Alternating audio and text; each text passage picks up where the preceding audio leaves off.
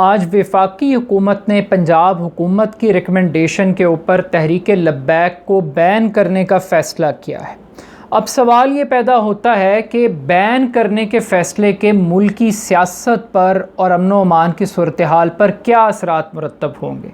क्या हुकूमत ये सलाहियत रखती है कि महज वो बैन का लफ्ज़ इस्तेमाल करेगी और अमली तौर पर एक सियासी मजहबी जमात को मुकम्मल तौर पे उसकी सरगर्मियों को बैन किया जा सकता है। वो हुकूमत, वो कानून नाफिज करने वाले इदारे जो अपना तहफ़्फ़ुज़ नहीं कर सकते, जो अपने आप को महफूज नहीं बना सकते, वो एक आम आदमी को, रियासत को कैसे तहफ़्फ़ुज़ फ़राहम करेंगे। ये बहुत अहम सवाल है और सवाल ये पैदा होता है कि आखिर बैन करना ही मसले का हल था। क्या बैन करने के अलावा कोई और रास्ता निकाला जा सकता था सिचुएशन से हैंडल करने के लिए, और फिर बैन करने की नौबत क्यों आई। पाकिस्तान की बड़ी बदकिस्मती ये है कि यहाँ पर सबसे पहले तो प्रॉब्लम को कल्टीवेट किया जाता है, तख्लीक किया जाता है, पैदा किया जाता है, फिर उस बुराई की, उस शर की परवरिश की जाती है। फिर एक स्टेज आती है कि जब वो नासूर बन जाता है, जब वो फसाद फिल अर्ज़ बन जाता है, फिर उसको काटने के ऊपर एक तवील वक्त सर्फ किया जाता है। मगर बदकिस्मती की बात है कि ये जो शर पसंदी की फसल है, इसको उगाने की जो एक्सरसाइज है वो कभी पाकिस्तान के अंदर ख़त्म नहीं हुई। कभी हम मिलिटेंट ऑर्गेनाइजेशंस को, कभी हम जिहादी तंजीमों के नाम से चीज़ों को तैयार करते हैं, प्लांट करते हैं।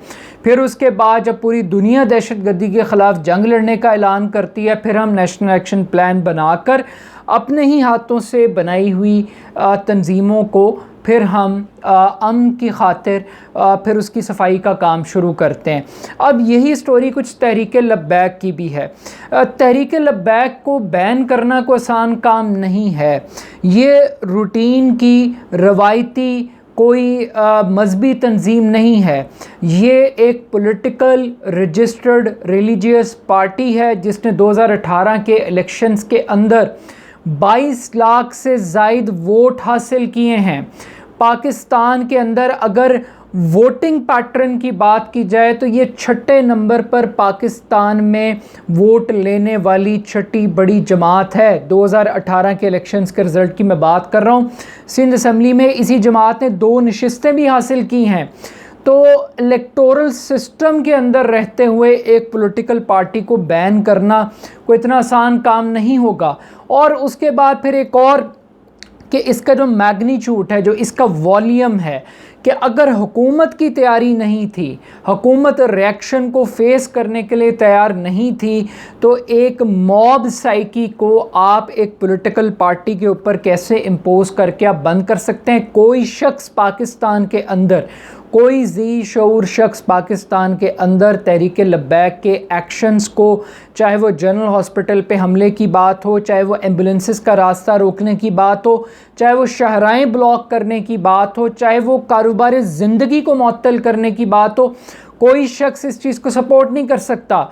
मगर बदकिस्मती की बात यह है कि ये जो नॉन स्टेट एक्टर्स हैं, जिनको कौमी धारे में शामिल किया गया, जिनको एक पॉलिटिकल पार्टी का एक प्रेशर ग्रुप के तौर पे पेंट किया गया, ये क्यों किया गया और किसने किया। क्या कोई आज रूट कॉज को जानने की कोशिश करेगा? कोई फैज़ाबाद के धरने के बैकग्राउंड को पढ़ने की कोशिश करेगा?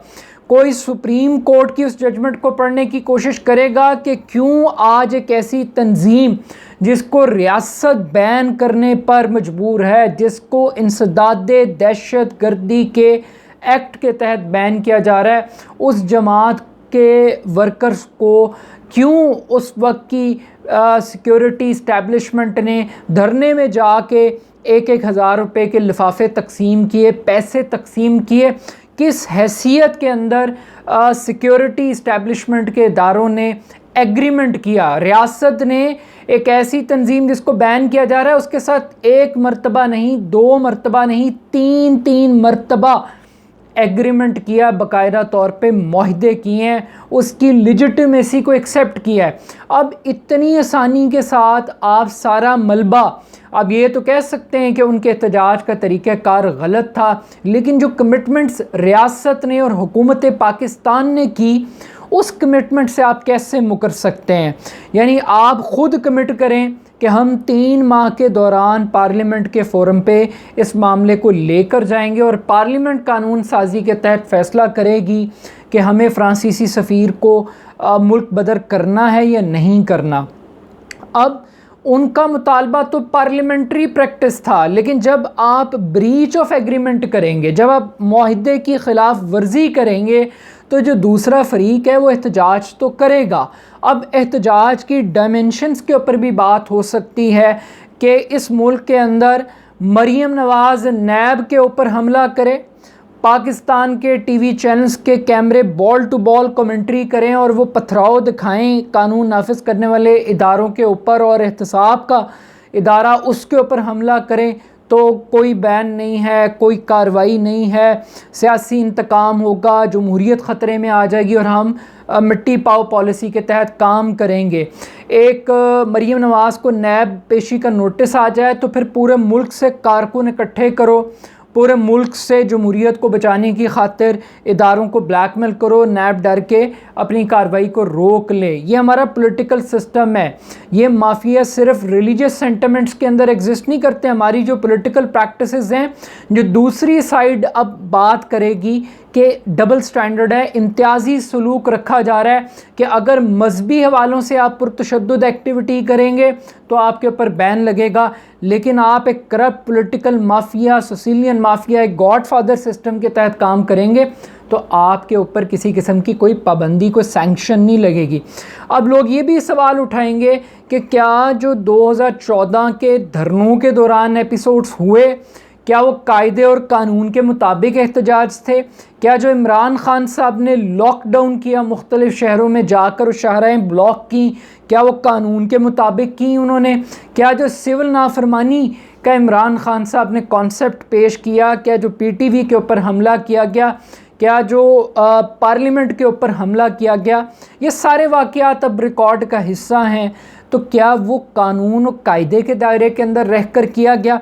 तो फिर क्या उन पॉलिटिकल पार्टीज़ को भी किसी ने बैन करने का सोचा? क्या उनको भी किसी ने सोचा कि ये जो एहतजाज का तरीक़ाकार है ये इस मुल्क में एक्सेप्टेबल नहीं है? अगेन, मैं जस्टिफाई नहीं कर रहा तहरीक लब्बैक के एक्शंस को, मगर मैं ये ज़रूर बता रहा हूँ कि इस मुल्क में एक तरह का पॉलिटिकल वायलेंस, एक तरह की धौंस धमकी, कानून की ख़िलाफ़ वर्जी एक्सेप्टेबल है, और रिलीजन के नाम पे और रिलीजन के कार्ड को इस्तेमाल करते हुए उसी किस्म का तशद्दुद और वायलेंस क्रिएट किया जाए तो उसके ऊपर हम बैन की पॉलिसी इख्तियार करते हैं। और हम कब इख्तियार करते हैं? जब वो रियासती इदारों के गले की हड्डी बन जाती है।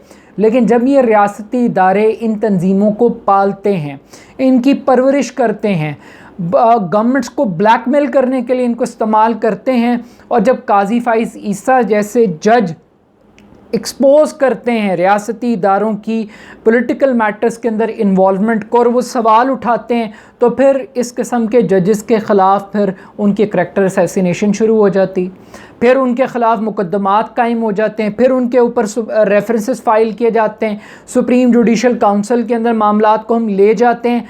तो हम अपनी कौम के साथ भी खेलते हैं, अपने सिस्टम के साथ भी खेलते हैं। अब पाकिस्तान के अंदर ये कोई पहली तंजीम नहीं होगी, ये कोई पहली सियासी जमात नहीं होगी जिसको बैन किया जाएगा।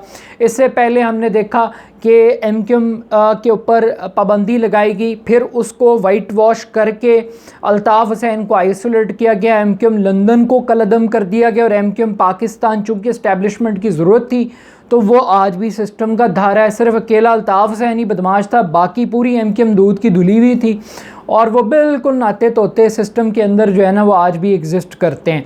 अच्छा, फिर उससे पहले अगर हम हिस्ट्री में चले जाएं तो हमने देखा कि कम्युनिस्ट पार्टी को बैन किया गया, यहाँ पे फिर नेशनल अवामी पार्टी को बैन किया गया, और फिर हमने देखा कि फिर किसी न किसी शक्ल के अंदर ये पार्टीज़ दोबारा सिस्टम में भी वापस आईं। फिर हम कौमी धारे में शामिल करने के लिए जो अलहदगी पसंद तंजीमें हैं उनको भी हम कहते हैं कि आएँ जी, सिस्टम के अंदर आएँ, कौमी धारे के अंदर शमूलियत इख्तियार करें। और उससे बढ़कर ये जो ईरा था 9/11 के बाद का, इसके अंदर जो नेशनल एक्शन प्लान बना, इसके अंदर तकरीबन 60 से ज़ायद फलाही मजहबी तंजीमों को हमने बैन किया, जिसमें जमात-उद-दावा, जिसमें कलदन तंजीमें, लश्कर जंगवी और बहुत सारे ऐसे स्कूल ऑफ थॉट के लोग थे जिनको FATF के तहत हमने बैन किया। अब हुकूमत ट्विस्ट क्या करी, हुकूमत तो 2 दिन के बाद वज़ीर दाखिला को ख़्याल आया, वो TV के सामने आए और उन्होंने कहा जी हम तो मुतफ़िक़ा तौर पे करारदाद लाने के लिए तैयार थे, लेकिन हमारी करारदाद ऐसी नहीं होगी जो इंतहा पसंदाना हो। अब बात यह है कि आप फैक्ट्स कौम के सामने लेकर आते कि जमात ये तहरीक लब्बैक कह रही है और ये हम कह रहे हैं, और फ़ैसला कौम के ऊपर, पार्लियामेंट के ऊपर छोड़ देते। ठीक है जी। अब एक आप ओवर ड्यू कमिटमेंट कर रहे हैं, एक अनड्यू कमिटमेंट कर रहे हैं और आप उसका बोझ भी नहीं उठा रहे, और फिर उसके बाद आप भागने की भी कोशिश कर रहे हैं। अब मुद्दा ये है कि आप एक गिरफ्तारी का बोझ तो आप बर्दाश्त नहीं कर सके।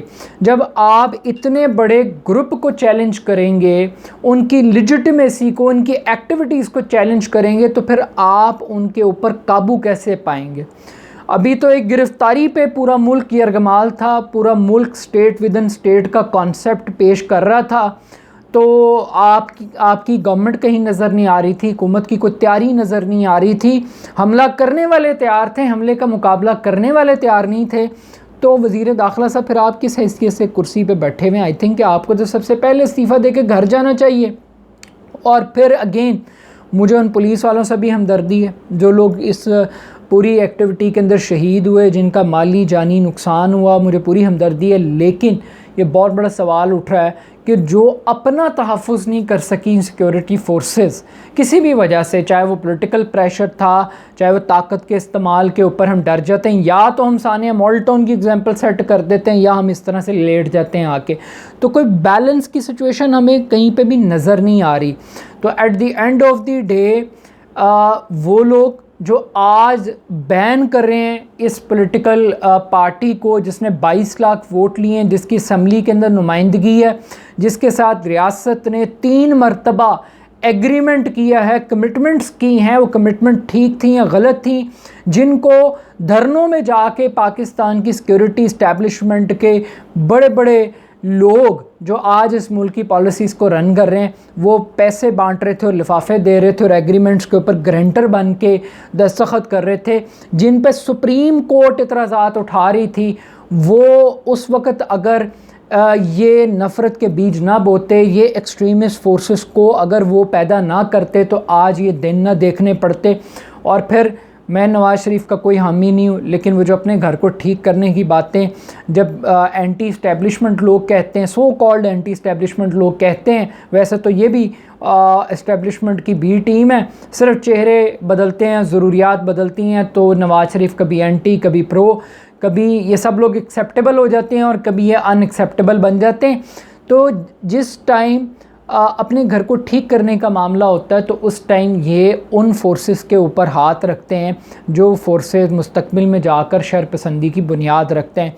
आई थिंक कि गवर्नमेंट ने शायद पॉलिटिकली हैंडल हुकूमत कर सकती थी, लेकिन हुकूमत ने दानिस्ता तौर पे एक ऐसी सिचुएशन क्रिएट की है जिसके ज़रिए वो तहरीक लब्बैक से जान छुड़ाना चाहते हैं। लेकिन मुझे लगता है कि इतने आराम से तहरीक लब्बैक की जान हुकूमत की और रियासत की नहीं छूट सकती। जो बीज आपने बोया ये आपको काटना पड़ेगा, और मुझे लगता है कि ये मूवमेंट अब मज़ीद पॉपुलर होगी, और तहरीक लब्बैक के लोगों को भी सोचना चाहिए कि उनका ये रिएक्शन उनको पब्लिक के अंदर नफ़रत का और अफसोस का मकाम पैदा कर रहा है। उनके रवैये के बारे में उनके लिए कोई अच्छे जज्बात पैदा नहीं कर रहा। तो ये कोई दीन की खिदमत नहीं है जो वो कर रहे हैं, जिस तरीके से कर रहे हैं। बाकी ये है कि जब इस्टेब्लिशमेंट अपनी अगर हरकतें और अपनी आदतें नहीं बदलेगी, तब तक इसी तरह की तहरीक लब्बैक और सो कॉल्ड तंजीमें जो है वो चलती रहेंगी, उनका सिलसिला नहीं रुक सकेगा। रोकना है तो इस्टेब्लिशमेंट को, ये जो non state actors pressure groups के तौर पे हुकूमतें पैदा करती हैं, इस्टेब्लिशमेंट पैदा करती है, इसको रोकना पड़ेगा पहले।